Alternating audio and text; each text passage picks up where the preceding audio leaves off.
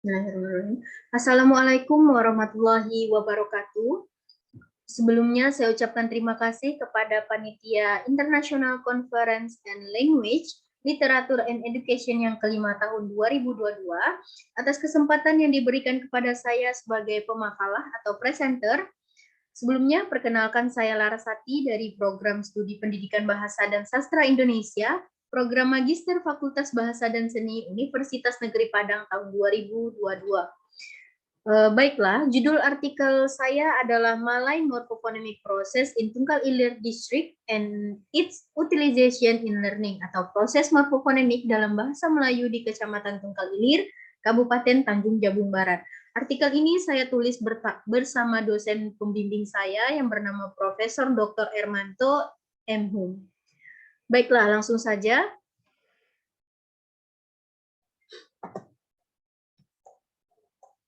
Memasuki bagian introduction atau pendahuluan. Prosedur penyusunan kata dibahas pada bidang morfologi. Berbagai jenis bidang analisis morfologi, salah satunya adalah morfofonemik.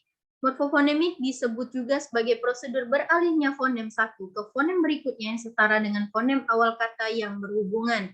Nah, selain itu, Hair juga menyebutkan bahwa peristiwa peralihan bentuk morfemis ke prosedur morfologis, baik itu afiksasi, reduplikasi, ataupun komposisi, disebut sebagai morfofonemik.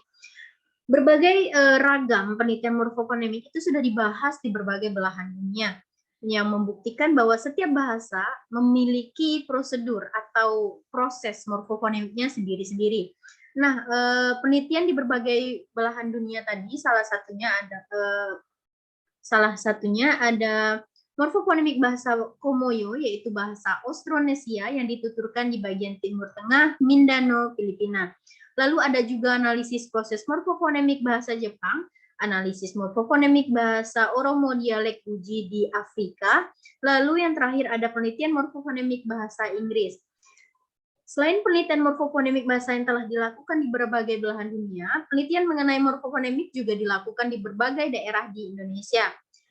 Contohnya, ada penelitian morfofonemik bahasa Lampung, penelitian morfofonemik bahasa Bali, penelitian morfofonemik bahasa Papua Nugini, morfofonemik bahasa Maron di Kabupaten Bombana, Provinsi Sulawesi Tenggara, morfofonemik bahasa etnis Samawa di Pulau Sumbawa, Nusa Tenggara Barat, dan terakhir ada morfofonemik bahasa Tawut di Kepulauan Sangihe, Sulawesi Utara. Indonesia menjadikan bahasa Melayu sebagai bahasa nasional. Nah, hal ini tentunya menjadi keistimewaan tersendiri bagi pengguna bahasa Melayu di Indonesia. Hal ini pun tak luput dari perhatian para linguis maupun mahasiswa yang ingin mengkaji lebih dalam mengenai bahasa Melayu, terlebih pada kajian morfofonemik. Meskipun tidak banyak ditemukan penelitian bahasa Melayu dengan kajian morfofonemik, namun ditemukan beberapa penelitian terkait seperti penelitian morfofonemik bahasa Melayu Bengkulu, penelitian morfofonemik bahasa Melayu dialek Hamparan Perak di Kabupaten Deli Serdang, Sumatera Utara, morfofonemik bahasa Melayu Jambi dialek Tumpeh, dan penelitian morfofonemik bahasa Kampar di Kabupaten Provinsi Riau. Nah, berdasarkan penelitian-penelitian tadi tentunya memiliki hasil dan proses morfofonemiknya yang berbeda-beda. Nah, hal ini membuktikan bahwa perbedaan itu akan mengakibatkan banyaknya atau bervariasinya perubahan fonem yang terjadi. Lalu, berbagai bahasa yang telah diteliti itu, baik dari berbagai belahan dunia, bahasa daerah, lalu bahasa Melayu itu sendiri, nah tentunya salah satu yang mengalami proses morfofonemik itu juga adalah bahasa Melayu di Kecamatan Tunggal Ilir. Nah, bahasa Melayu itu sendiri terdiri dari sejumlah bahasa yang berhubungan dari tuturan di Nusantara dan di Semenanjung Melayu. Menjadi bahasa yang banyak penggunanya di Brunei, Indonesia, Malaysia, bahasa nasional di Singapura, dan menjadi bahasa kerja di Timur Leste. Masyarakat Tunggal Ilir sendiri merupakan penutur asli dari bahasa Melayu. Tunggal Ilir merupakan salah satu dari 13 kecamatan dalam Kabupaten Tanjung Jabung Barat, Provinsi Jambi. Kecamatan yang memiliki ibu kota Kuala Tungkal diduduki oleh masyarakat yang heterogen, suku Jawa, Banjar, Melayu, Bugis, Batak, Minangkabau, Palembang, Tionghoa, Kerinci, dan etnis lainnya juga berbaur di kabupaten dengan julukan kota bersama ini. Nah, pertemuan morfem Pertemuan morfem dalam bahasa Melayu di Kecamatan Tunggal Ilir ini memiliki keunikan tersendiri. Nah, masyarakat ini memiliki ciri khas dalam penuturan, yaitu pelafalan bunyi A atau fonem A pada akhir kata dilafalkan menjadi E. Seperti kata kita menjadi kita, raga menjadi raga, ada menjadi ada, dan lain sebagainya. Nah, selanjutnya, proses morfofonemik ini terlihat pada fenomena yang diambil dalam bahasa Melayu di Kecamatan Tunggal Ilir.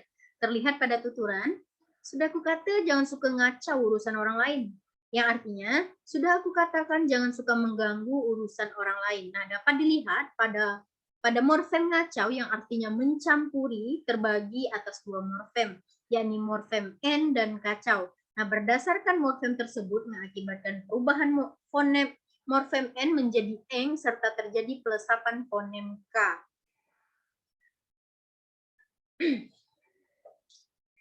Permasalahan dalam morfofonemik ini memang cukup variatif. Pertemuan antara morfem dasar dengan berbagai afiks sering menimbulkan variasi-variasi yang dapat membingungkan pemakai bahasa.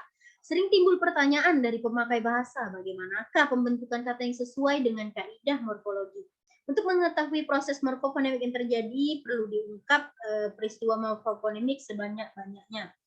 Nah, kajian morfofonemik khususnya dengan objek penelitian bahasa daerah di Indonesia masih sangat jarang dilakukan. Hal ini tentu saja membuka lebar bagi linguis, khususnya peneliti sendiri, untuk meneliti. Alasan yang mendasar bahwa penelitian morfofonemik dengan objek penelitian bahasa daerah karena tidak semua peneliti memiliki kemampuan melafalkan dan memahami bahasa-bahasa daerah. Sulitnya pemerolehan data berupa tuturan dari narasumber atau penutur asli yang memenuhi syarat juga menjadi kendala penting minimnya penelitian morfofonemik bahasa daerah. Nah, hal inilah yang menjadikan atau melatar belakangi peneliti untuk meneliti morfofonemik bahasa Melayu di Kecamatan Tunggal Ilir, Kabupaten Tanjung Jabung Barat. Selanjutnya kita masuki metode atau metode penelitian. Yang pertama itu ada jenis penelitian. Nah, untuk jenis penelitian di sini menggunakan penelitian kualitatif dengan metode analisis deskriptif. Nah, penelitian ini dinilai adalah penelitian naturalistik, dilandasi filsafat pospositivisme, yaitu penelitian yang dikerjakan dengan kondisi ilmiah. Nah, selanjutnya ada objek penelitian. Nah, sebagai objek penelitian ini adalah kalimat atau tuturan yang di dalamnya terjadi proses morfofonemik berupa perubahan bunyi atau perubahan fonem. Adapun sumber data lisan berupa kalimat atau tuturan ini dihasilkan oleh 4 orang informan yang dipilih dengan beracuan pada syarat-syarat informan menurut Masun dan menurut Sarimin. Instrumen penelitian ini adalah human instrument, lalu metode pengumpulan data menggunakan metode simak dan metode cakap. Metode simak menggunakan teknik simak, libat, dan cakap, dan metode cakap menggunakan teknik cakap semuka. Selanjutnya kita masuki bab findings and discussion atau hasil penelitian dan pembahasan. Yang pertama ada pemunculan fonem. Nah, pemunculan fonem ini memiliki arti munculnya fonem atau bunyi dalam proses morfologi yang pada mulanya itu tidak ada, seperti yang terdapat pada tuturan. Waktu itu uak tak begitu bukan apa, uak mantu orang begawian di Arohan. Nah, artinya waktu itu saya tidak pergi bukan karena ada masalah, saya membantu bekerja di rumah duka. Nah, pada kalimat di atas ini terdapat kata bermorfofonemik, yaitu pada kata begawian yang terbentuk dari prefiks be dan bentuk asal gawi, lalu diimbukan sufiks an. Pertemuan bentuk asal gawi dan sufiks an memunculkan fonem y, yang ortografi tidak dituliskan tetapi dalam ucapan dituliskan. Selanjutnya ada pelesapan fonem. Nah, pelesapan fonem atau hilangnya fonem dalam suatu proses morfologi banyak ditemukan dalam hasil penelitian bahasa Melayu ini. Seperti malam Rabu tempat Mak Haji Ijah peranaan India tuh, yang artinya malam Rabu di rumah Mak Haji Ijah keturunan India tuh. Pada kalimat di atas terdapat kata bermorfofonemik, yaitu kata peranaan yang artinya keturunan, yang terbentuk dari proses pengimbuhan prefiks per dan bentuk asal anak dan penambahan sufiks an. Akibat pertemuan bentuk asal anak dan sufiks an, maka fonem K pada bentuk asal itu menjadi lesap atau dihilangkan. Selanjutnya ada peluluhan fonem. Nah, peluluhan fonem di sini adalah luluhnya sebuah fonem serta disenyawakan dengan fonem lain dalam suatu proses morfologi. Contohnya, basing lah, pokoknya kita menyenangi anak-anak tuh kan pahalanya tuh tak bisa kita nilai kan. Yang artinya terserah saja kita membahagiakan anak-anak kan pahalanya tidak bisa kita nilai. Nah, pada kalimat di atas terdapat kata morfofonemik yaitu kata menyenangi atau membahagiakan yang terbentuk dari proses penyembuhan prefiks me dan bentuk dasar senangi.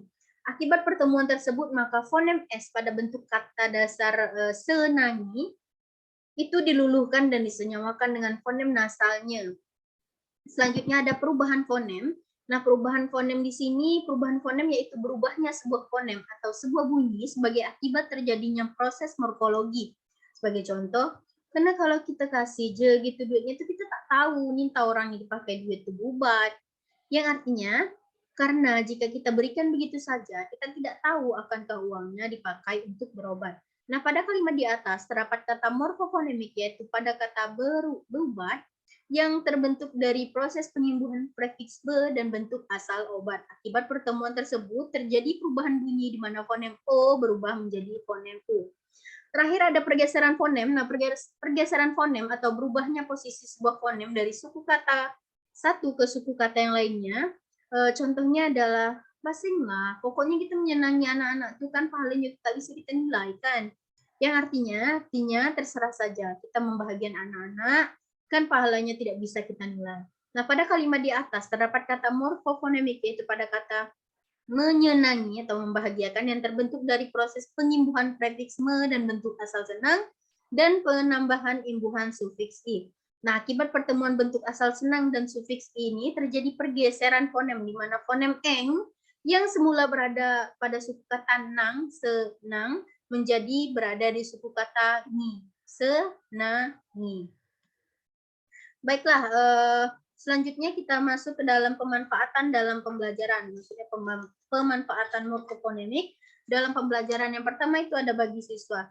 Nah, sedikit banyaknya pembahasan pada morfofonemik yang dikaitkan dengan pengajaran di sekolah maupun di perguruan tinggi. Ada beberapa penelitian seperti penguasaan morfofonemik pada kalangan siswa keturunan Cina kelas 5 SD Negeri 16 Bangka Belitung. Selanjutnya morfofonemik dalam teks pidato karangan siswa kelas 12 SMA Negeri 1 Durenan dan morfofonemik dalam tulisan artikel karya siswa kelas 12 SMK Multimedia Tumpang. Nah, beberapa penelitian ini menunjukkan bahwa proses morfofonemik merupakan kajian yang penting bagi siswa karena siswa diharuskan memenuhi kompetensi menulis di mana akan melibatkan proses morfofonemik yang tepat dan pas sehingga mampu memahami konsep proses perubahan fonem tersebut. Selanjutnya, dalam perkuliahan di program studi Pendidikan Bahasa dan Sastra Indonesia, khususnya pada mata kuliah morfologi dan fonologi, dalam perkuliahan tentunya penelitian ini akan dapat dijadikan sebagai bahan referensi tambahan bahan ajar. Pendalaman mengenai kajian morfofonemik dengan proses perubahan fonemnya yang beragam akan menambah wawasan dan informasi karena memiliki perbedaan proses di tiap bahasanya. Selain itu, sesuai dengan Peraturan Daerah Provinsi Jambi Nomor 7 Tahun 2013 tentang pelestarian dan pengembangan budaya Melayu Jambi, disebutkan bahwa budaya Melayu Jambi adalah keutuhan ide, sikap, dan buatan karya masyarakat Melayu Jambi, baik fisik maupun non-fisik, yang ditemukan lewat prosedur menuntut ilmu dan cara beradaptasi dengan lingkungan. Hal ini tentunya menunjukkan bahwasanya pemerintah setempat diharapkan dapat memberikan fasilitas penghargaan kepada pihak-pihak yang menjaga dan memajukan bahasa, sastra, dan aksara Melayu Jambi. Terakhir kita masuk ke conclusion atau kesimpulan. Nah, jadi berdasarkan hasil temuan penelitian yang berupa tuturan yang mengandung kata bermorfofonemik, dapat disimpulkan bahwa dalam bahasa Melayu di Kecamatan Tunggal Ilir juga ditemukan proses morfofonemik. Berdasarkan 52 kata morfofonemik yang ditemukan, terdapat 5 macam perubahan fonem, yaitu 4 pemunculan fonem, 15 plus 8 fonem, 31 peluruhan fonem, 2 perubahan fonem, dan 9 pergeseran fonem. Berbagai jenis perubahan fonem yang ditemukan dalam penelitian ini tentunya menunjukkan bahwa proses afiksasi dan morfofonemik menjadi proses morfologi dalam penggunaan bahasa. Selain itu, proses morfologi sendiri memiliki pengaruh pada transformasi gambar kata dan kelompok kata dan makna kata tertentu. Baiklah, terima kasih. Itulah yang dapat saya sampaikan. Lebih dan kurang saya mohon maaf. Terima kasih atas perhatiannya. Saya ucapkan Assalamualaikum warahmatullahi wabarakatuh.